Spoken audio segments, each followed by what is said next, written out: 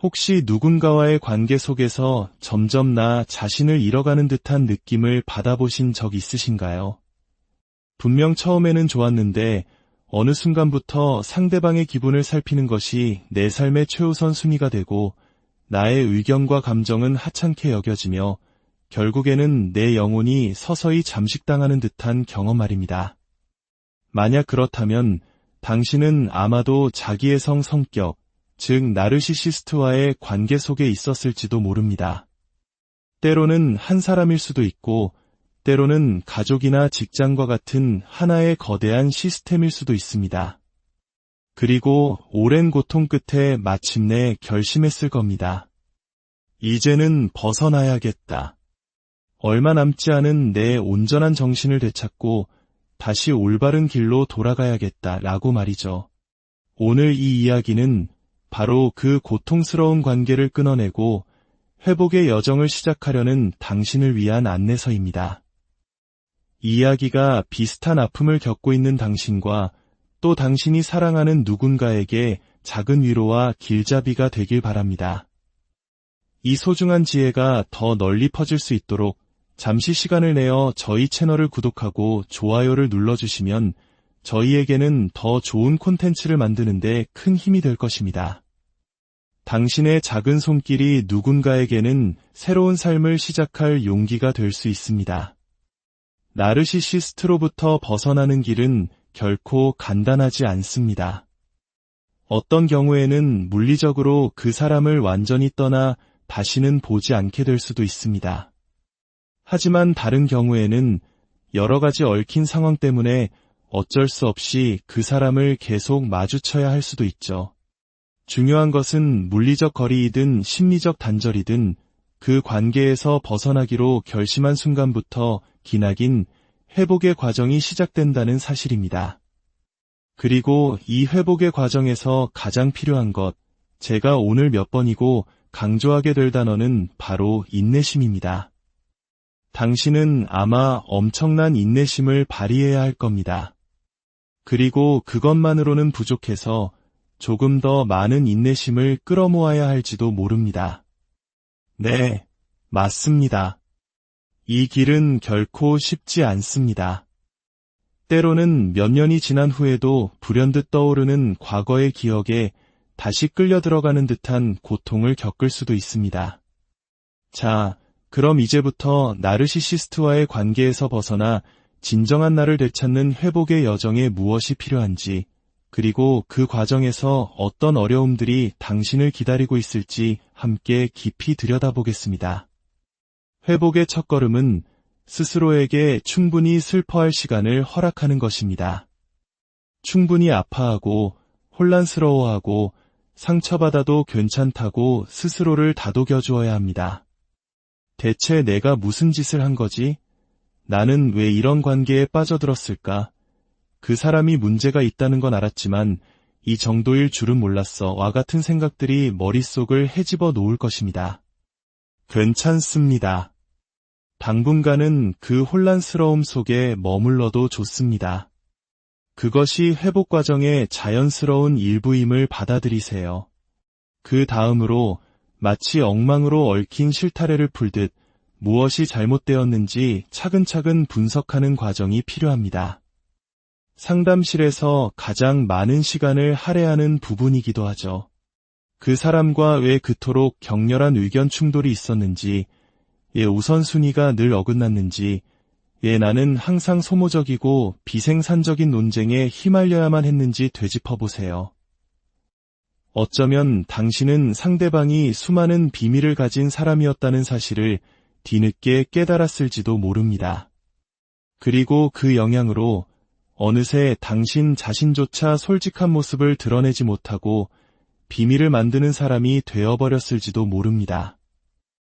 이 모든 것들을 하나하나 꺼내어 분석하고 그 뿌리를 파고들어야 합니다. 그 관계의 근원을 탐구하는 것은 매우 중요합니다. 그 나르시시스트는 어떤 사람이었습니까? 그 가면 뒤에는 무엇이 숨겨져 있었을까요? 왜 그들은 그런 방식으로 행동할 수밖에 없었을까요? 그들이 자라온 환경이나 시스템은 어떠했을까요? 당신은 그들의 내면에 얼마나 큰 긴장과 혼돈이 자리 잡고 있는지 객관적으로 이해해야 합니다. 왜냐하면 그들은 항상 이렇게 말할 것이기 때문입니다. 우리 사이에 문제가 있다면 그건 전부 내 탓이야 라고 말이죠. 그리고 그 날카로운 분석의 칼날을 이제 당신 자신에게로 돌려야 합니다. 이것은 자책하라는 의미가 결코 아닙니다. 오히려 스스로를 더 깊이 이해하기 위한 과정입니다. 이 관계를 통해 내가 배운 나 자신의 불편한 진실은 무엇이었을까요? 나의 어떤 취약점이 그들에게 이용당했을까요? 왜 나는 그토록 감정적으로 반응할 수밖에 없었을까요? 왜 나는 올바른 길을 알면서도 그 길을 꿋꿋이 걷지 못했을까요? 이것은 당신이 앞으로 더 건강한 삶을 살아가는 데 있어 가장 중요한 밑거름이 될 것입니다. 감정을 하나하나 세밀하게 들여다보는 작업도 필수적입니다. 당신을 잠식했던 그 분노의 목적은 무엇이었고 어떻게 잘못된 방향으로 표출되었나요? 상대가 당신에게 심어준 수치심과 두려움, 왜 나는 그것에 그토록 취약했을까요? 지독했던 외로움과 그 감정을 다루기 위해 내가 선택했던 미숙한 방법들은 무엇이었나요? 이 모든 과정을 거친 후 마침내 당신은 가장 기본적인 질문으로 돌아오게 될 것입니다. 나는 누구인가? 어떻게 하면 나의 정체성을 되찾고 온전한 방식으로 살아갈 수 있을까? 어떻게 하면 내면의 안정감과 자존감을 회복할 수 있을까? 이를 위해 나는 어떤 생각을 바꾸고 어떤 행동을 실천해야 할까? 이처럼 회복의 과정에는 수많은 과제들이 놓여 있습니다. 하지만 이 모든 것을 결심했다고 해서 마치 동화처럼 모든 것이 하루아침에 좋아지는 것은 아닙니다. 여기서부터 진짜 시련이 시작됩니다. 가장 먼저 기억해야 할 것은 당신이 떠나온 그 나르시시스트는 당신이 떠난 후에도 여전히 나르시시스트라는 사실입니다.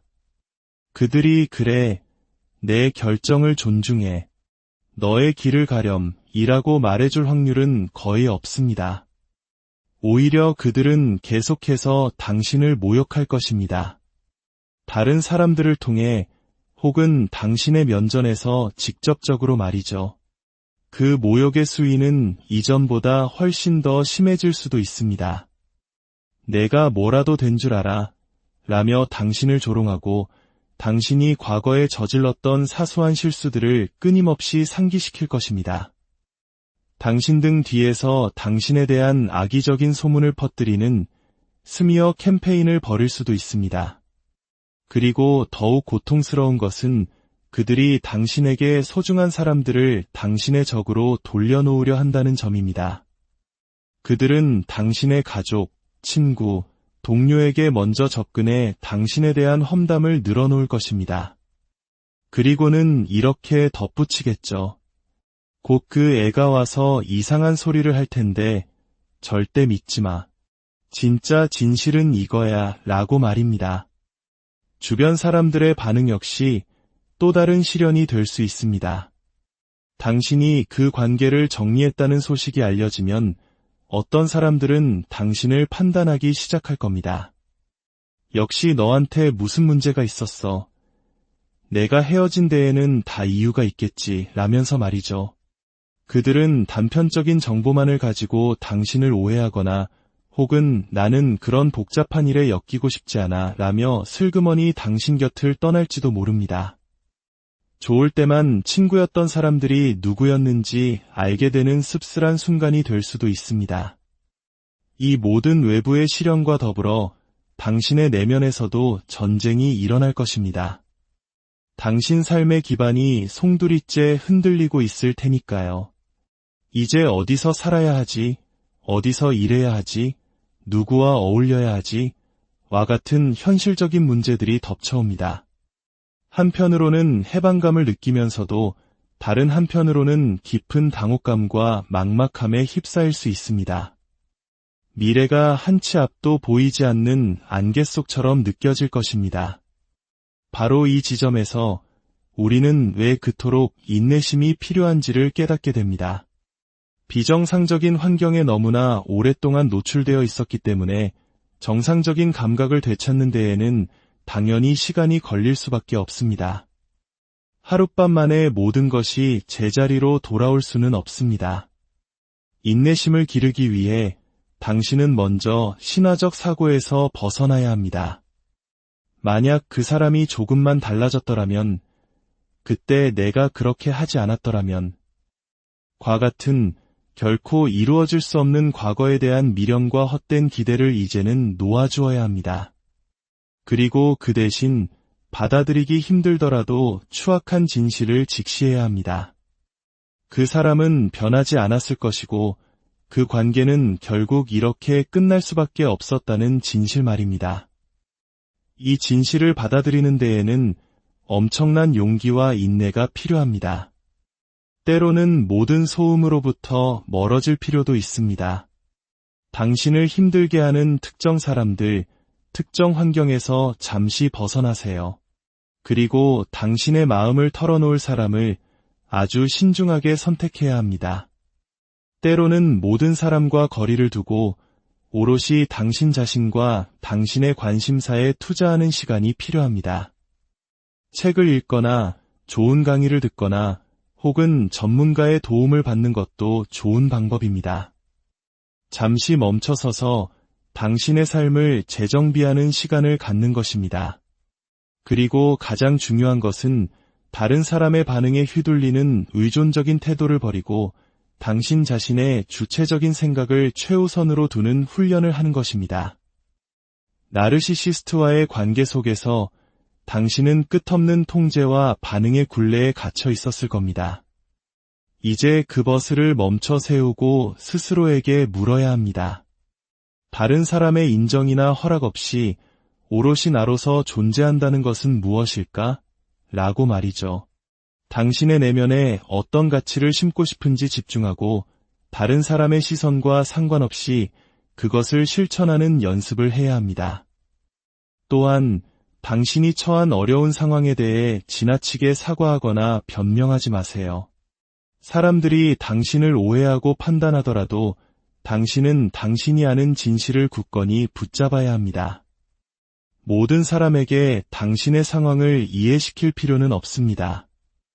불필요한 자기 방어는 당신의 에너지를 갉아먹을 뿐입니다. 그리고 기억하세요. 회복의 과정에서 뒷걸음질 치는 것은 당연한 일입니다. 3걸음 나아갔다가 2걸음 물러서는 날도 있을 겁니다. 모든 고통을 완벽하게 없애는 것은 비현실적인 목표입니다. 그저 파도처럼 밀려왔다 밀려가는 감정의 기복을 자연스럽게 받아들이고 스스로에게 너그러워지세요. 나르시시스트들은 거짓된 자아라는 감옥에 스스로를 가둔 사람들입니다. 하지만 당신은 다릅니다. 당신은 인내의 시간을 통해 상처와 결점까지 포함한 당신의 진실된 모습과 연결될 것입니다. 내가 그때 왜 그랬을까? 라는 과거에 대한 자책보다는 나는 앞으로 어디로 나아갈 것인가? 라는 미래를 향한 질문에 집중하세요. 회복은 하룻밤에 끝나는 이벤트가 아닙니다. 그것은 평생에 걸친 배움의 과정이며 때로는 고된 길이 될 수도 있습니다. 하지만 그 길 끝에서 당신은 이전에는 결코 맛보지 못했던 깊은 안도감과 평화를 발견하게 될 것입니다. 완벽한 회복이란 없습니다. 그저 어제보다 조금 더 단단해진나 오늘보다 조금 더 평온해질 내일의 나를 향해 나아가는 과정이 있을 뿐입니다. 당신의 그 소중한 여정을 진심